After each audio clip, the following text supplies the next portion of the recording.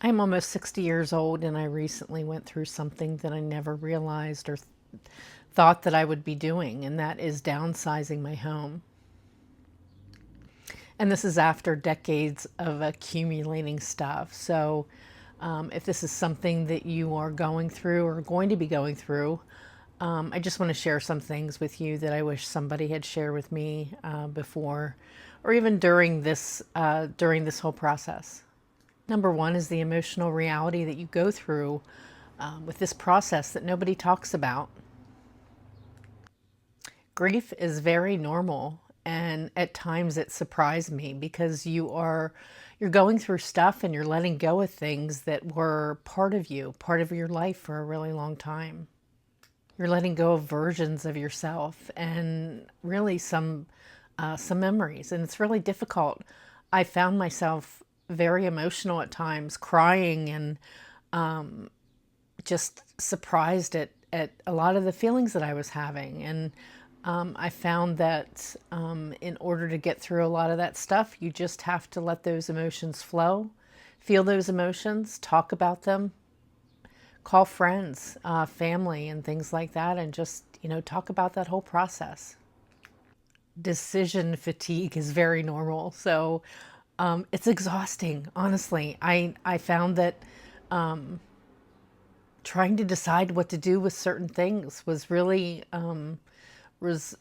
emotionally exhausting. You have to decide if you're going to keep an item, and really, I have a tendency to be emotional and have an emotional attachment, and I found myself wanting to keep things because they meant a lot.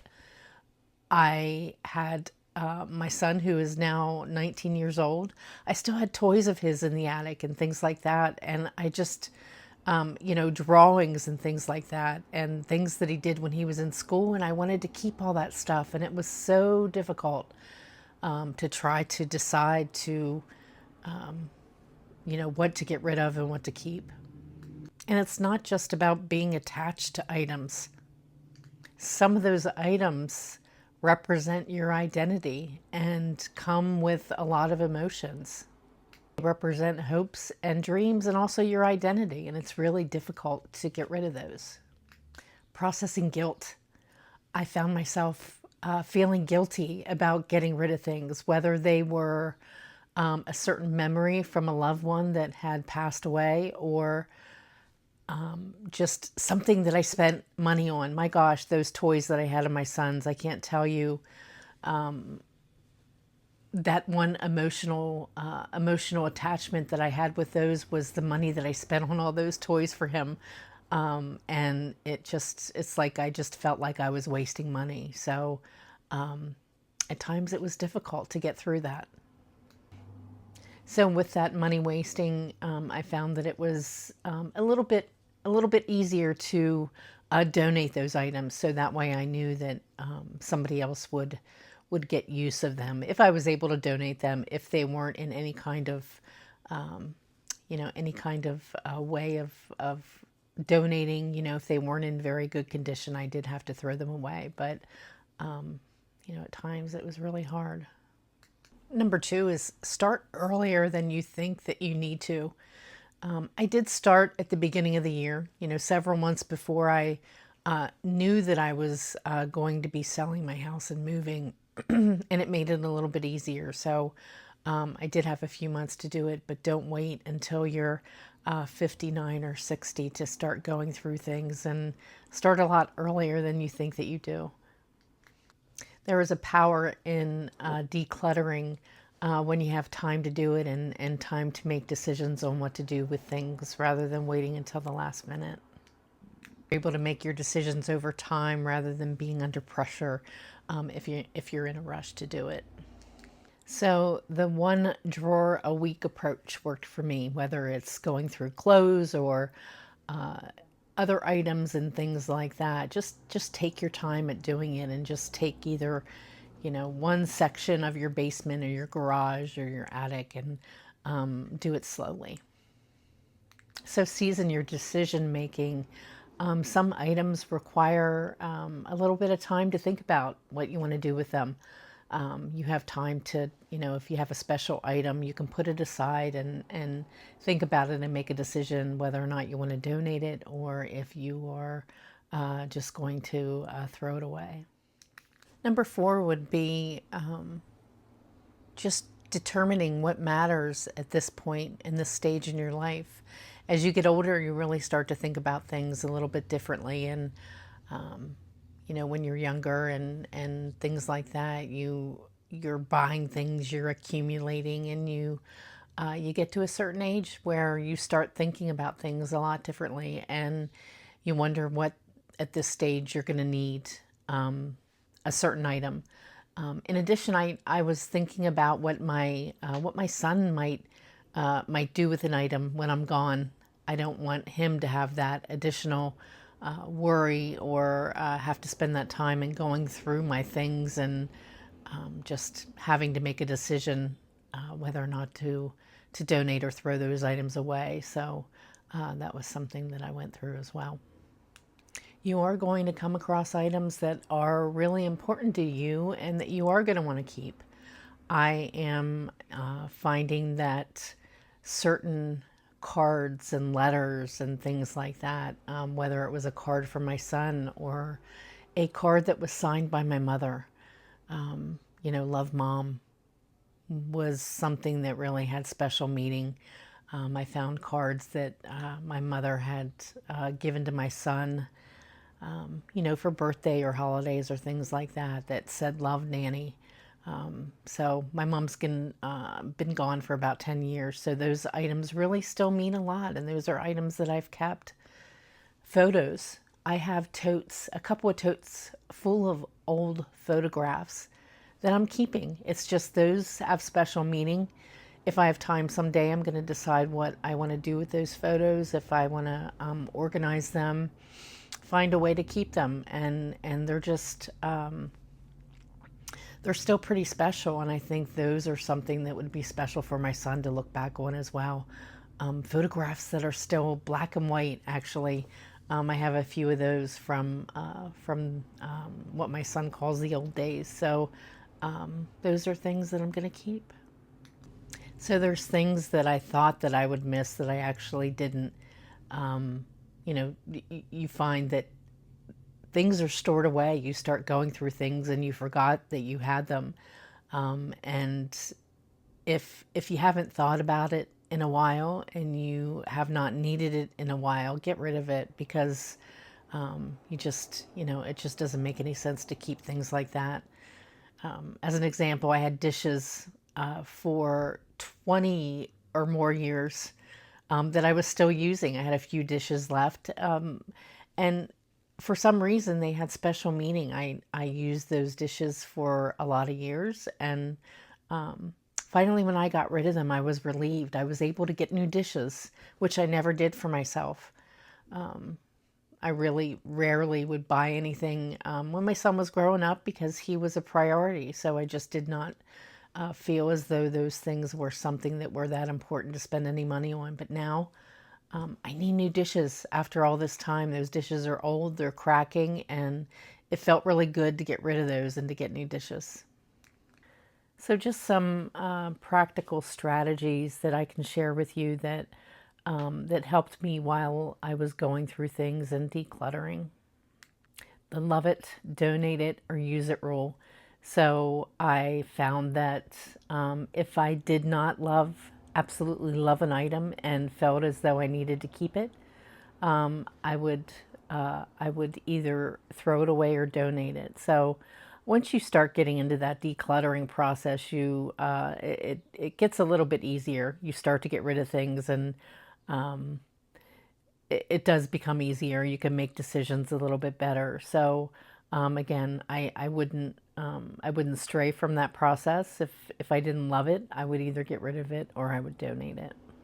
So I found myself making some piles. I had a process of a 3-pile system. So I would have a pile of keep it, donate it, or decide later. So that's where the taking a little bit of time to decide comes into play. So just whatever works for you. There's no definite process that's going to work for everybody. You have to find what works for yourself. But that's what helped me. There were some really unexpected benefits to this whole process of decluttering. And I found that decluttering helped me feel peace. It just really felt good to get rid of stuff and to not have to look at that clutter and think about it every day. So that is one benefit that I was really surprised at. It also provided me with some financial clarity. I have to say that many times throughout my life, there were items that I spent money on, and this provided some clarity. I thought about that whole process of why did I spend money on this? Why did I get this? And it just really made me think about that whole process and think I helped me learn a thing or two, I guess, with spending money in the future. Why did I waste money on this? It just didn't, it just didn't make sense. So it just helped provide some clarity with that whole process. The whole mental clarity with this process, I can't even tell you how it makes you, it clears your mind. It really affects your, your mental clarity. It not having these items around to think about it just really, it really makes you feel good. And also, you're preparing yourself for your next life stages, which is I found to be a really good feeling. You're preparing. You're more mobile, I guess. You're able to move if you have to from one place to another, and you just don't have as much to worry about. And just some mistakes that I made with this whole process. Again, waiting until the last minute. I did not wait till the last minute. There were some things that I did wait to do, and that's one thing that I really would not do. Start now, like I said, start months before, even a year or two before. That time is eventually going to come where you're really going to have to go through your things and get rid of them. So don't wait till the last minute to do that. Trying to sell too many things and selling things. I'm not sure about your area, but I find that in my area with like Facebook Marketplace and things like that, depending on what you're selling, it can be a hassle. It can take a lot of time. And I find that people are just not, it's a whole process where you're listing things and people say they're interested. They don't respond, and then you have to wait and go to the next person, and people just tend to, at least I find, they waste your time, or they don't show up. They say they're going to be someplace to pick an item up, they don't show up, and things like that. So you have to decide for yourself if it's worth it to sell an item or just to donate it. Another mistake that I feel as though I made was not taking pictures of some things. I was taking photos of some certain items. I found that the pictures and things like that, colorings, drawings, special items, things like that, that my son made for me, I took some pictures of just so I could keep those. And I look back now and there were a few things that I did throw in the trash that, oh, I wish I would have kept a picture of that. I mean, it's not something that's gonna change my life completely, but I just learned from that wow, there's that one thing that I really wish I would have taken a photo of. But yeah, so hopefully that with that mistake you'll learn.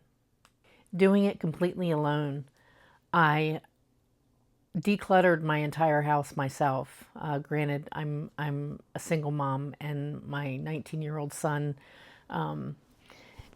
has not accumulated a whole lot of stuff in his lifetime, even though he did have some things in his closet that we had to get rid of. But I guess I could have asked for help, asking for help from a friend or my son. It's a process, I guess, depending on you and the person that you are. You have to go through it, and I was okay doing it by myself, but it's if you've got a lot of stuff and things that are accumulated, it could help to ask for the help from a friend or a family member to help you go through it.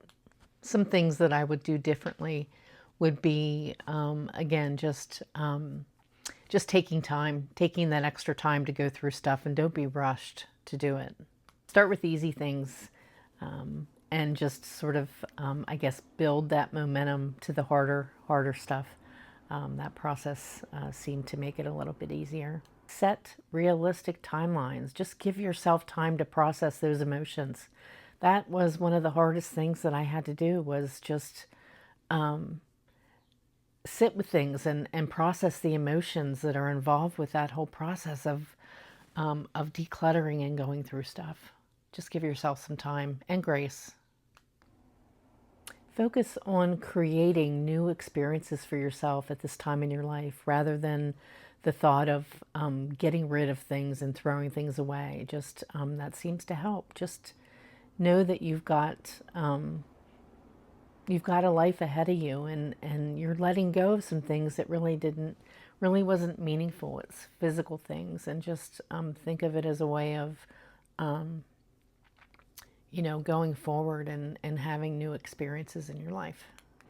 And celebrate that process. Know that it takes courage to do this. My gosh, that's something that I learned. It really, it takes courage to go through things and to declutter and to think about the future. Whether you're moving from a home like I was, or you're thinking about your children, or you just don't want to. You're brave thinking of that process and thinking of when you're gone. You don't want your children or other family members to have to deal with that stuff. So I think that really takes courage. Downsizing at this stage of your life is not about loss. It's about making space for the life that you want to live now. Your 60s and beyond should be about life experiences. It should be about joy. It should be about spending time with family and friends and being happy, and not about managing stuff. So tell me, what's one area of your home that you're going to start with first and declutter? Let me know in the comments, and I will see you next time.